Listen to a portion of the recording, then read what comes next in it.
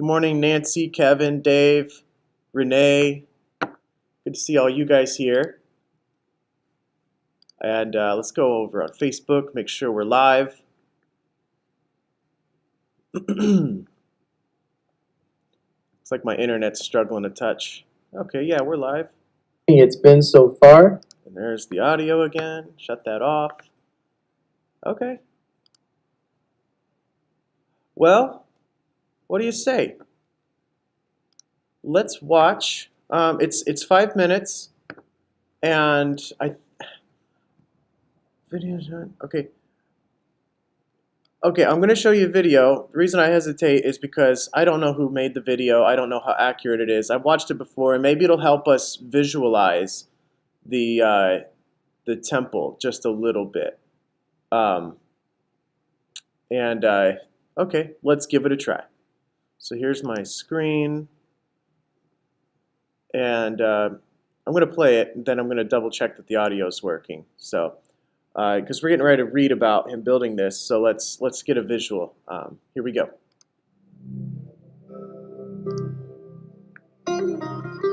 And it came to pass in the 480th year, after the children of Israel were come out of the land of Egypt, in the 4th year of Solomon's reign over Israel, that he began to build the house of the Lord.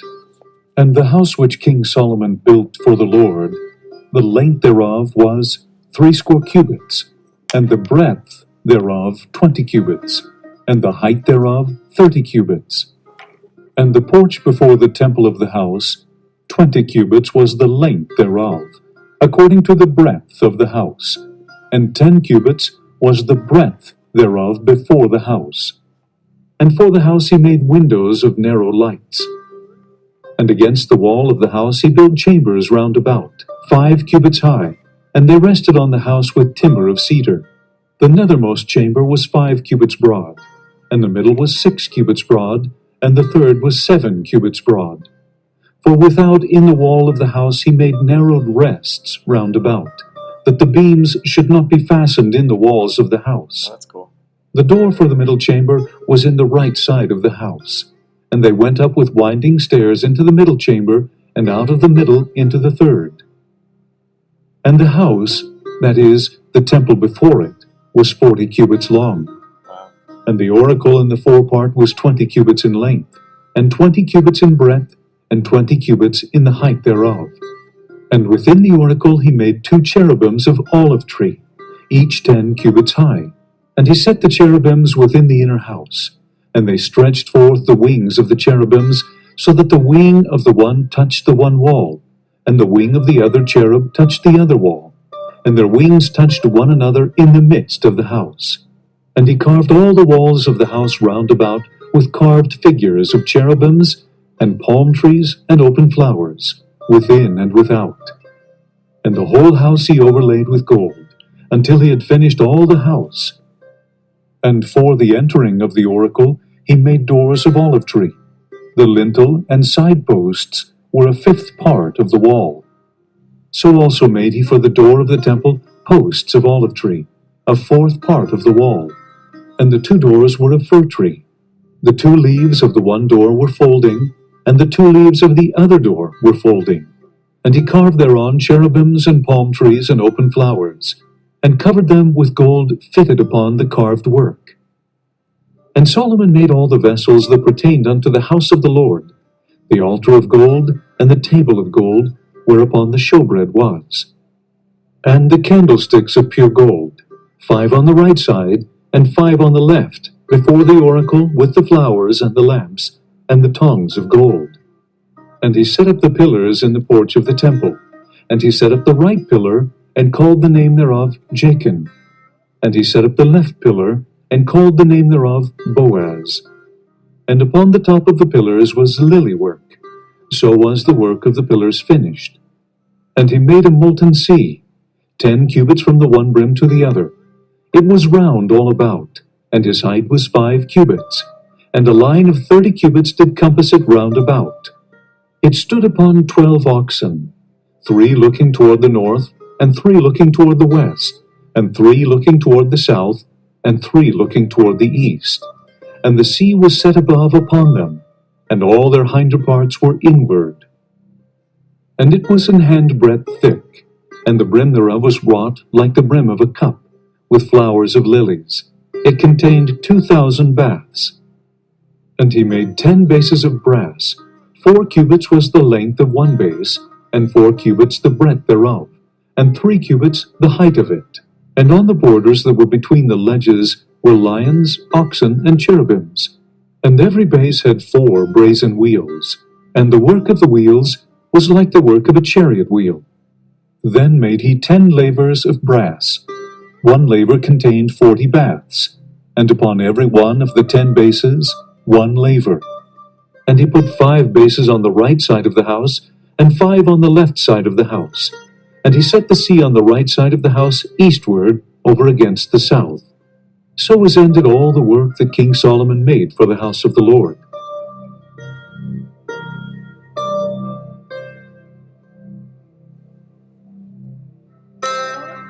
Nice. Well, I enjoyed that. Maybe you did too. Oh, and there's this endless loop of screen here. Let's get back. There I am. Okay. Well, let's get into our Bible reading, and hopefully you guys enjoyed that a bit. I don't know who created that, if we would agree with all of that, but it helps to get a visual idea of what we're talking about today. So, all right. Well, let's go ahead and read. We're in Second Chronicles, chapters 1 through 5. So let's start in chapter 1. Seems logical. And Solomon, the son of David, was strengthened in his kingdom, and the Lord his God was with him and magnified him exceedingly. Then Solomon spake unto all Israel, to the captains of thousands and of hundreds, and to the judges, and to every governor in all Israel, the chief of the fathers. So Solomon and all the congregation with him went to the high place that was at Gibeon. For there was the tabernacle of the congregation of God, which Moses the servant of the Lord had made in the wilderness. But the ark of God had David brought up from Kirjath-jearim to the place which David had prepared for it, for he had pitched a tent for it at Jerusalem. Moreover, the brazen altar that Bezaleel the son of Uri, the son of Hur, had made, he put before the tabernacle of the Lord, and Solomon and the congregation sought unto it. And Solomon went up thither to the brazen altar before the Lord, which was at the tabernacle of the congregation, and offered 1,000 burnt offerings upon it. And that night did God appear unto Solomon, and said unto him, Ask what I shall give thee. And Solomon said unto God, Thou hast showed great mercy unto David my father, and hast made me to reign in his stead. Now, O Lord God, let thy promise unto David my father be established, for thou hast made me king over a people like the dust of the earth in multitude. Give me now wisdom and knowledge, that I may go out and come in before this people. For who can judge this thy people that is so great? And God said to Solomon, Because this was in thine heart, and thou hast not asked riches, wealth, or honor, nor the life of thine enemies, neither yet hast asked long life, but hast asked wisdom and knowledge for thyself, that thou mayest judge my people, over whom I have made thee king. Wisdom and knowledge is granted unto thee, and I will give thee riches and wealth and honor, such as none of the kings have had that have been before thee, neither shall there any after thee have the like. Have you ever heard, like you're being told something so exciting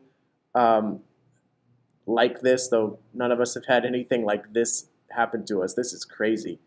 I'm just trying to think of what Solomon might be feeling as God is saying these things to him. You're exhausted. You've offered 1,000 sacrifices. You've been put in a position of leadership where you're giving speeches, and you're the king. And I don't care how smart you are, how bold you are. That is scary and exhausting, and so many things. So he's like taking the baton now, and he's making his speech, and then he gives 1,000 sacrifices. That's a lot. So he's probably really tired, and then God comes to him that night and says, Ask what I shall give thee. And Solomon, of course, we know the story, asked for wisdom. And then God says, I will give you wisdom and knowledge, and I'm going to give you riches, wealth, and honor, such as none of the kings have had that have been before thee, neither shall there any after thee have the like. I can imagine the butterflies in his stomach and just tingling sensation all over, like, oh my goodness, this is crazy. Um, wow, that's just an exciting moment for Solomon. Verse 13. Then Solomon came from his journey to the high place that was at Gibeon to Jerusalem, from before the tabernacle of the congregation, and reigned over Israel. And Solomon gathered chariots and horsemen, and he had 1,400 chariots, and 12,000 horsemen, which he placed in the chariot cities, with the king at Jerusalem. And the king made silver and gold at Jerusalem as plenteous as stones, and cedar trees made he as the sycamore trees that are in the vale for abundance. And Solomon had horses brought out of Egypt, and linen yarn. The king's merchants received the linen yarn at a price. And they fetched up and brought forth out of Egypt a chariot for 600 shekels of silver, and an horse for 150. And so brought they out horses for all the kings of the Hittites and for the kings of Syria by their means. Chapter 2. And Solomon determined to build an house for the name of the Lord, and an house for his kingdom. And Solomon told out 70,000 men to bear burdens, and 80,000 to hew in the mountain, and 3,600 to oversee them. And Solomon sent to Hiram the king of Tyre, saying, As thou didst deal with David my father, and didst send him cedars to build an house to dwell therein, even so deal with me. Behold, I build an house to the name of the Lord my God, to dedicate it to him, and to burn before him sweet incense, and for the continual showbread, and for the burnt offerings morning and evening, on the Sabbaths and on the new moons, and on the solemn feasts of the Lord our God. This is an ordinance forever to Israel. And the house which I build is great, for great is our God above all gods. But who is able to build him an house, seeing the heaven and heaven of heavens cannot contain him? Who am I then, that I should build him an house, save only to burn sacrifice before him? Send me now therefore a man cunning to work in gold, and in silver, and in brass, and in iron, and in purple, and in crimson, and blue, and that can skill to grave with the cunning men that are with me in Judah and in Jerusalem, whom David my father did provide. Send me also cedar trees, fir trees, and algum trees out of Lebanon, for I know that thy servants can skill to cut timber in Lebanon. And behold, my servants shall be with thy servants, even to prepare me timber in abundance, for the house which I am about to build shall be wonderful great.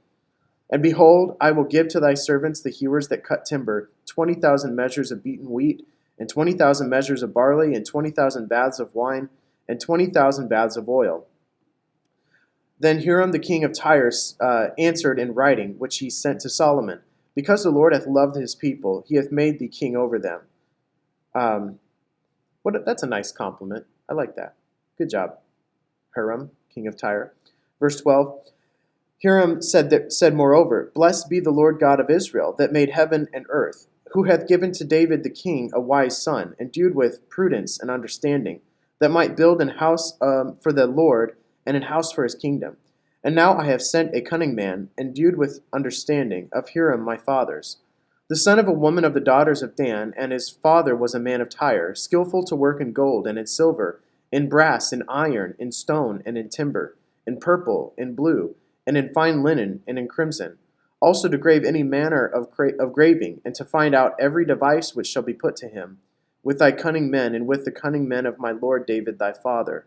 Now therefore the wheat, and the barley, the oil, and the wine, which my lord hath spoken of, let him send unto his servants. And we will cut wood out of Lebanon, as much as thou shalt need, and we will bring it to thee in floats by sea to Joppa, and thou shalt carry it up to Jerusalem. And Solomon numbered all the strangers that were in the land of Israel, after the numbering wherewith David his father had numbered them, and they were found 150,000 and 3,600. And he set 70,000 of them to be bearers of burdens, and 80,000 to be hewers in the mountain, and 3,600 overseers to set the people at work. Oh man, that's cool. I don't know how familiar you guys are with the logging industry. Where I grew up, it was the industry. Oregon and Washington, they're all about logging, fishing, logging, and some dairy farm, and of course tons of fruit produce. But logging's a big deal, and with so many, if you know your geography at all, the Northwest has so many rivers, and then of course Washington State, you've got the Puget Sound. So there's just clusters of islands everywhere, which makes logging easier, cheaper, I should say, because it mentioned here that they cut down timber in Lebanon, and then they sent them in floats down um, to Solomon. And basically, if you're unfamiliar with that, logs float. As heavy as they are, they're full of oxygen, full of air, and so they're able to float. And so you basically can run a line around a massive group of logs on the water and basically corral them into this just big, big floating thing. And it's funny watching the loggers. They walk around on this float of logs, and the logs are always kind of twisting in the water and stuff, but they're really skillful in walking on them and just organizing the wood and everything. And then you just let the tide carry it down, and wherever it's going to be received, they set up something of a catch, and they're able to receive those logs. And so you're not paying for trucks to move the logs down the interstate, and you can do a lot more at once instead of 5 or 6 logs on a truck. You've got to pay the driver, you've got to pay for the truck and the maintenance, and of course it's time consuming. You can send thousands of logs downriver, and really it costs the labor of the guys doing it, but it's way cheaper, it's faster, you can do a lot more work. And so Solomon, being wise and it making sense, Lebanon, they're cutting down. Of course, Lebanon's known for its cedar trees. Cutting down the cedars of Lebanon and then just sending them down in floats. It was very convenient, and so that's what's going on there. Didn't know you were getting a logging lesson today, did you? But there you have it. Okay, chapter 3. Then Solomon began to build the house of the Lord at Jerusalem in Mount Moriah, where the Lord appeared unto David his father, in the place that David prepared in the threshing floor of Ornan the Jebusite. Isn't that cool? Do you remember? So that's where the angel of God that had been destroying people because of David counting. Remember, David counted the people, and that was a sin. And David meets the angel at the threshing floor of Ornan the Jebusite, which is on Mount Moriah, which is also where Abraham was told to take Isaac for the sacrifice, and God provided a ram as a substitutionary atonement for Isaac. So God provided a substitute for Isaac, which was a picture of Jesus being the substitutionary atonement for you and me. That happens on Mount Moriah. And then David goes to Mount Moriah and offers that sacrifice. Remember, he wouldn't take it for free. He pays for it, and he offers a massive sacrifice there in front of that angel to sacrifice to the Lord. That is the location where all of the sacrifices are going to be made in the future. The temple is built right there. So extremely significant location. I'd love to go there one day. Verse 2, and he began to build in the 2nd day of the 2nd month in the 4th year of his reign. Now these are the things wherein Solomon was instructed for the building of the house of God. The length by cubits after the first measure was 60 cubits, and the breadth 20 cubits. And the porch that was in the front of the house, the length of it was according to the breadth of the house, 20 cubits, and the height was 120, and he overlaid it within with pure gold. I'm going to stop right there. I'm sorry to do this, but we saw the video, but we're going to be reading a lot about this. I'm going to see if I can come up with an image. Solomon's Temple, we already did the video thing. Let's look for an image. And see if I can copy it and put it on your screen for you. Looks like there's a lot of them. I like this one. Yeah, that's the one I want. It looks like it might have been made by the same guy that we just watched the video from. So, save image. 1 second here. Temple. Downloads, JPEG, yes, all of that. Okay. 1 moment. We're going to add an image. Image. Name temple.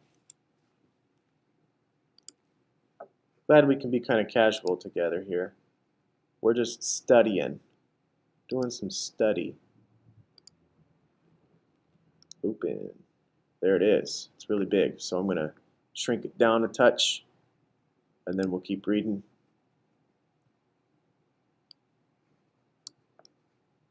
Whoop. Probably won't be able to read all the text here, but that's okay.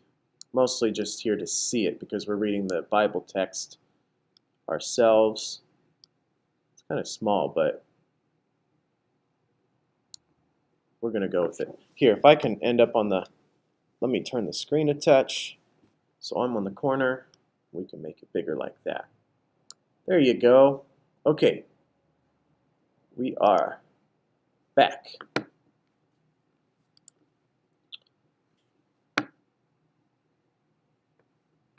And Jerry Lee says, it sounds like there was a specific worker just for each color of cloth, perhaps an expert in obtaining an exact dye hue. You know, that's an interesting question. Color and dyes and all of that was obviously harder to come by back then. And so I would assume, yeah, I mean, you had a person skilled in purple and a person skilled with blue. And, I don't know much about that. But yeah, that's interesting, isn't it, Jerry Lee? So here we are. Where did I leave off? I think we were in chapter 3. Let's just start in verse 4 again.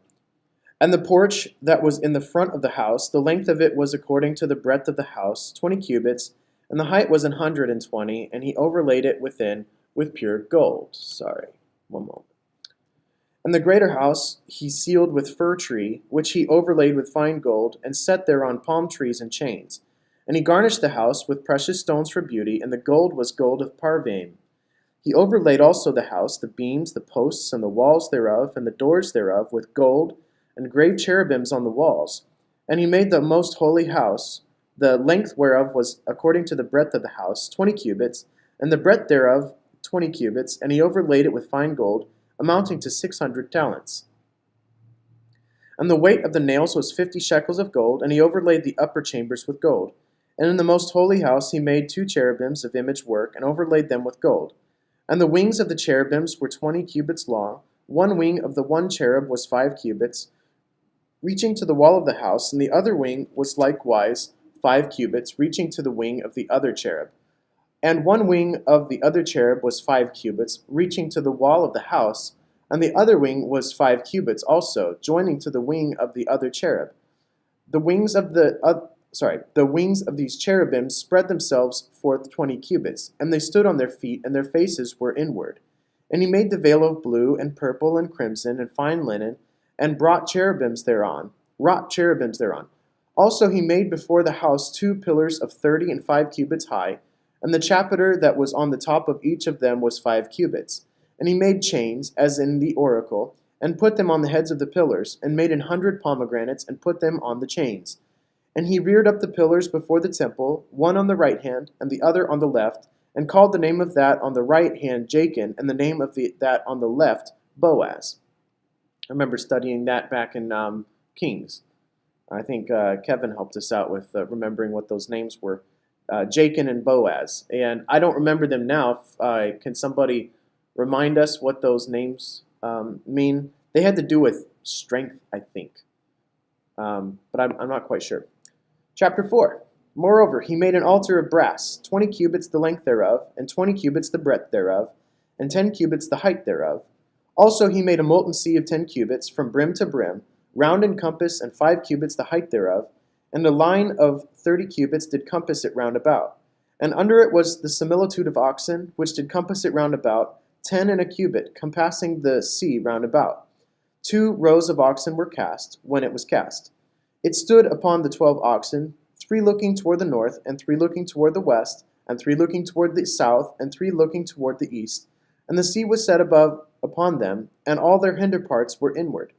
And the thickness of it was an handbreadth, and the brim of it like the work of the brim of a cup, with flowers of lilies, and it received and held 3,000 baths. I'm curious how much a bath was, because they're measuring by baths, so I'm curious how much a bath equals. Based on the picture, and there's 300 baths in that big tub there, I would say a bath might be close to a gallon or a couple gallons. I don't know. It's hard to say. He made also 10 lavers and put 5 on the right hand and 5 on the left to wash in them, Such things as they offered for the burnt offerings they washed in them, but the sea was for the priests to wash in. And he made 10 candlesticks of gold according to their form, and set them in the temple, 5 on the right hand and 5 on the left. He made also 10 tables and placed them in the temple, 5 on the right side, 5 on the left, and he made 100 basins of gold. Furthermore, he made the court of the priests and the great court, and doors for the court, and overlaid the doors of them with brass. And he set the sea on the right side of the east end, over against the south. And Hiram made the pots, and the shovels, and the basins. And that's Hiram, I believe, king of Tyre, right? And he was a friend to Solomon, and he actually participated in this building. So it wasn't only Jews working on the temple, they actually had friends building with them, which is actually new to me right now. I knew that Solomon had friends who helped provide timber and things like that, but here we've got Hiram helping him actually make stuff. So he made the pots, the shovels, and the basins.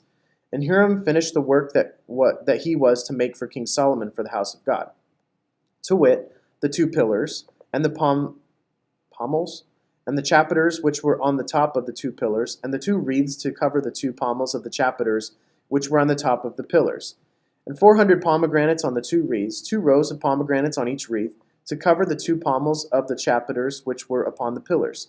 He made also bases, and lavers made he upon the bases, 1 sea, and 12 oxen under it. The pots also, and the shovels, and the flesh hooks, and all their instruments, did Hiram his father make to King Solomon for the house of the Lord of bright brass. In the plain of Jordan did the king cast them, in the clay ground between Succoth and Zeredathah. Thus Solomon made all these vessels in great abundance, for the weight of the brass could not be found out. And Solomon made all the vessels that were for the house of God, the golden altar also, and the tables whereon the showbread was set. Moreover, the candlesticks with their lamps that they should burn after the manner before the oracle of pure gold.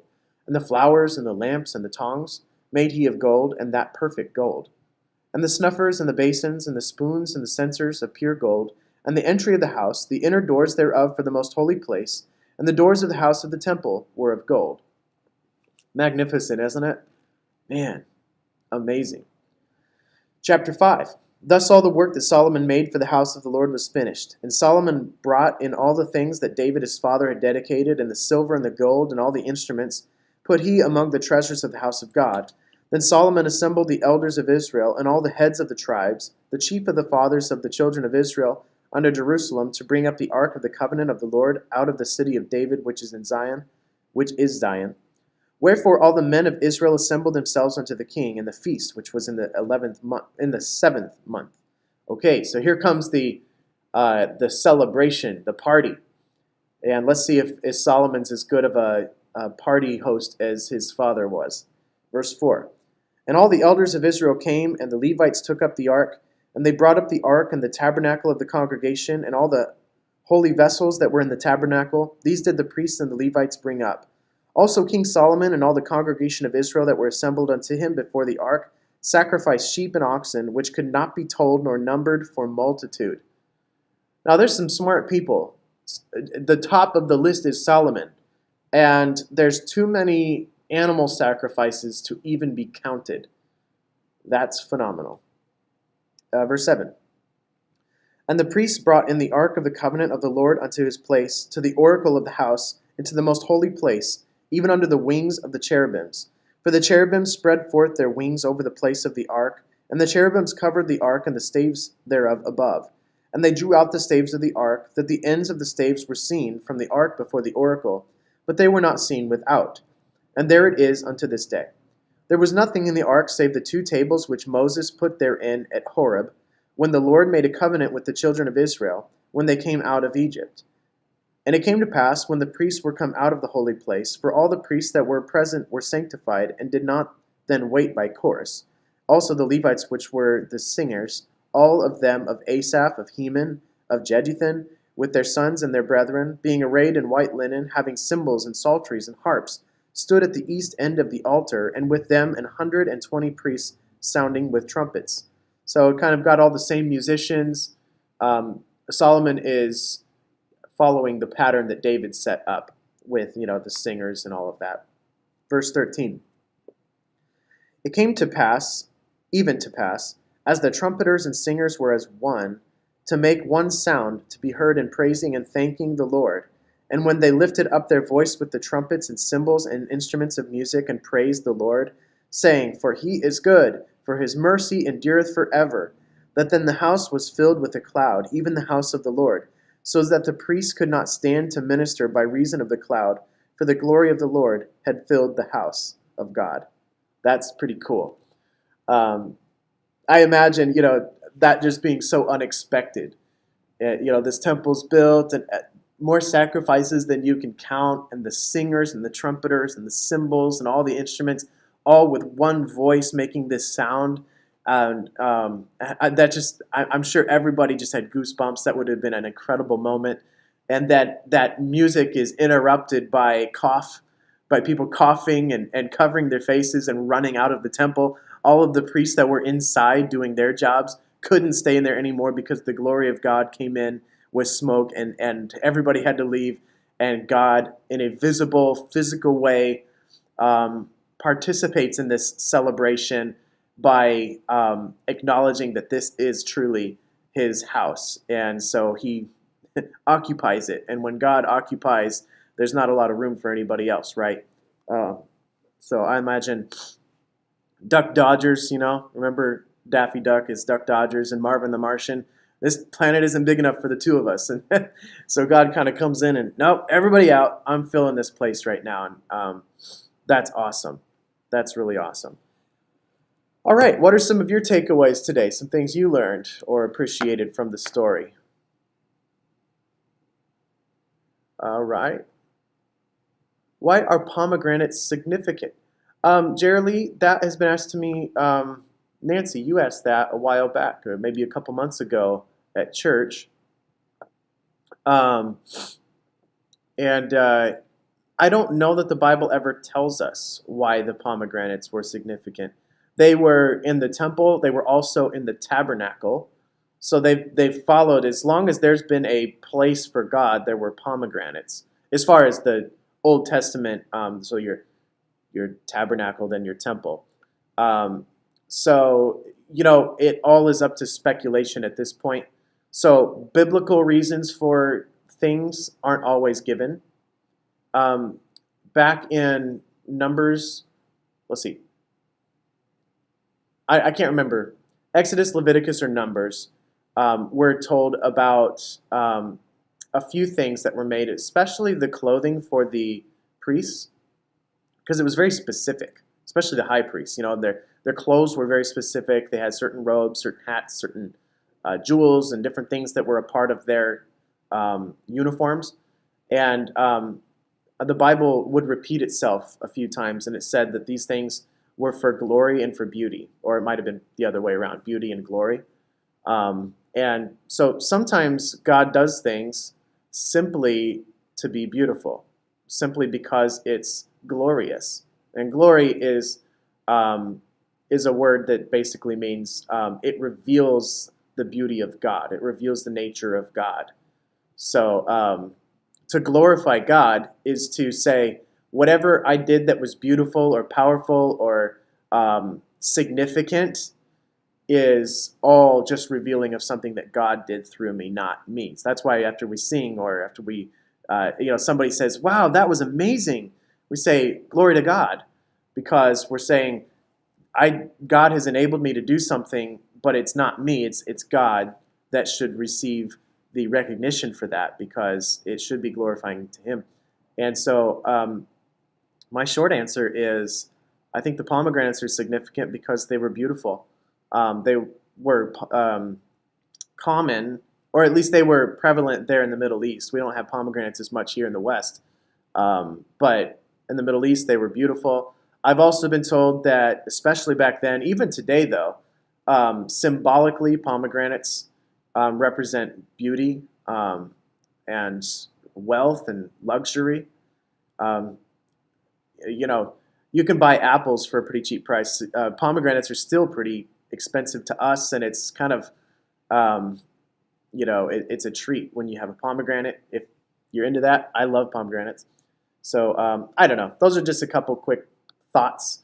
But if we're not told significance, because not everything in the temple or in the tabernacle is necessarily explained. And it could just be that that's just how God wanted it to look. And maybe it was just for his glory and for beauty. So, which actually is a principle that I've thought of quite a lot um, in my life. There's God is worthy of doing things that are simply for his benefit and simply for um, just to bless the Lord, like Kevin mentioned yesterday morning. Um, for example, um, things that matter to me, things that I'm into. I love music, and I think it's God is worthy of me doing the most beautiful, powerful job that I can, studying music and becoming skillful at it. Um, I think a lot of your Western Christianity teaching is extremely pragmatic. It's only, okay, what is economical? What is um, a conservative use of God's resources, or a fill in the blank, which is not a consistent principle through the scriptures. You have the lady who had her little bottle of ointment, right? That was very valuable. It's the most valuable thing she had. She breaks it and pours it on Jesus's feet, of all things. And the disciples kind of got onto her for that, and this could have been sold and given to the poor. That would have been a more efficient thing to do, a better use of God's resources. And it sounds spiritual to say things like that. And Jesus then rebukes them. And I believe that God is worthy of us spending lavishly, of us doing things simply for beauty. I love it when Christians put on concerts that are designed for nothing but to glorify God. And so, anyways, just a couple thoughts on that. What are your takeaways, guys? Some things you learned or appreciated through this teaching? Let's see. Janice says, the same with the colors, blue, purple, crimson. See the colors mentioned often? I don't know. Those were royal colors, and those were expensive. I know that much from Bible history. Most people didn't have money to, dye their clothes to have color. So, pretty much you're wearing tan clothes. Whatever color the materials you're making your clothes with, that's the color of your clothes. Not everybody could afford to have that. And so this was posh. I mean, that temple was top notch. And everything about it, from the uniforms of the people to the tapestry to the floor, everything was beautiful and expensive, all for the glory of God, and he's worthy of it. I think my takeaway, of course, this is something of a blueprint sort of passage, though there was some really awesome things mentioned in here, is that as beautiful as it is, it's still physical stuff. It's still made of man-made construction. And in Hebrews, which we won't cross-reference now, you can do it yourself later if you'd like, it talks about the true tabernacle, the true temple, the true holy place. And as you see the singers singing in chapter 5, verse 13, it sounds familiar.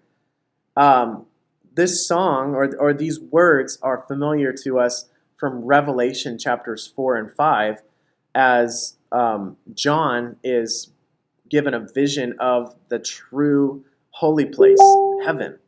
He's given a true vision of the Holy of Holies, the throne room of God, and it's pretty incredible, and it describes it in detail in Revelation 4 and 5.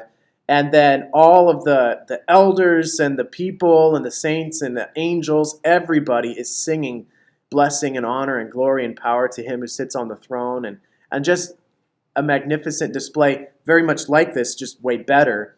And Hebrews lets us know that this temple and then the tabernacle in the Old Testament earlier on, all of that was actually, those aren't original.